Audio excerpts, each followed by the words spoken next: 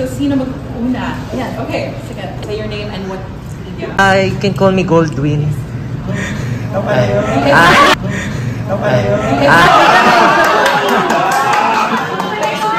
Hello!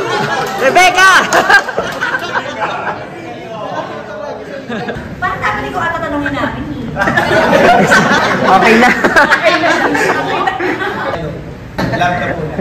So, ang tanong is, tuwing kailan nyo pinipili yung dilim?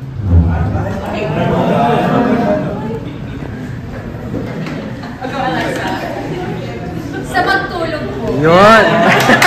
Light off! Pinipilit ko yung dilim kapag kailangan ko mag-refresh, mag-unwind, at kailangan ko mag-restarted. Kasi by doing that, nagkakaroon ulit ako ng liwanag. Pinipili ko yung dilim kapag manonood ako ng movie sa bahay. Kailangan talaga piliin yung dilim. Kasi usually, liwanag, di ba, ang pinipili? Di ba, lights off din. Okay, okay. Really inevitable na piliin ang dilim kahit ayaw mo. I think it's part of being human. Yung process mo ng life. Kailangan mo daanan yung dilim to go to the light. So, yun. Inevitable. Kailangan mo siya daanan.